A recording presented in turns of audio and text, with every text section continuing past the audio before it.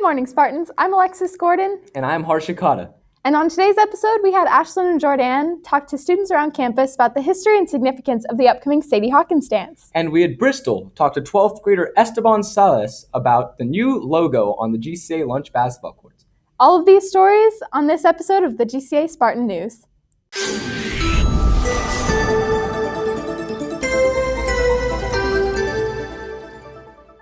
Before we get into our first story, we have a few announcements for you guys. First, we'd like to congratulate Quincy Wilcox and Grayson Henry for being National Merit finalists. That means that they're in the top 1% of all high school students in the nation. Congratulations, guys! We would also like to congratulate Christine Yang. She qualified for the European Girls Math Olympiad. This April, she's going to be competing in the Netherlands for Team USA. Good luck, Christine. And this Saturday, GCA is hosting its first Sadie Hawkins dance. The theme will be dynamic duos, and you can get your tickets in the library for $10. We hope to see you guys there. Now, I'm good for a dance every once in a while, but what exactly is different about a Sadie Hawkins dance? Well, Harsha, I'm glad you asked. And let's head over to our reporters, Ashlyn and Jordan, to see if they can answer this question and get some student thoughts. Traditionally, it's been accepted that boys ask girls to dances, but not the other way around. However, that practice is getting outdated. For that reason, high schools across the nation have been holding annual Sadie Hawkins dances where girls ask guys instead. But who's Sadie Hawkins and why is there a dance named after her? Sadie Hawkins is a fictional character in the cartoon Lil Abner, where Al Cap, the cartoonist, describes her as the homeliest gal in all them hills. Sadie waited 15 years to find a suitor, and eventually both her and her father lost hope until her father declared a day called Sadie Hawkins Day, where he gathered all the unmarried men in the town and proceeded to have them race, and whichever man she caught became her husband. This was much to the dismay of the bachelors, who had absolutely no say in the matter. According to the comic, if a woman caught a man who was presumably crying and screaming, then she would drag him across the finish line, and if it was before the sun had set, then by law, he had to marry her. The Sadie Hawkins dance didn't appear in the comic initially. The night before the dance, the ladies put on spiked boots where they would accidentally step on the feet of the man to limit their ability to run in the race the next day.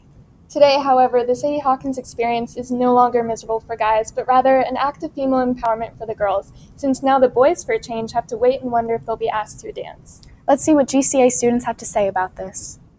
Hi, I'm Fabian. My TikTok is @banan2. Okay. How do you feel about girls asking guys instead of guys asking girls? I feel like it shouldn't have even mattered in the first place. Okay, and have you ever felt anxious or nervous about a girl asking you to a dance? Yes. And last one, as a society, do you feel like it's becoming more acceptable for girls to make the first move? Of course, as it should be, because it's 2020. So Francis, have you ever gotten nervous or anxious about a boy potentially asking you to a dance? Yes, but also it's mainly because of how movies stigmatize and how media stigmatizes certain asks, especially High School Musical and all these teenage movies that we grew up watching. They tend to put that up on a high pedestal, like how a guy should ask a girl and how a girl should react. So do you think boys feel the same way? I think so, especially because media tends to portray the perfect ask and I guess idolizes the perfect ask, and so boys feel more pressured every year to, I guess, one-up each other or come up with the perfect ask for their girl or like the person they want to ask.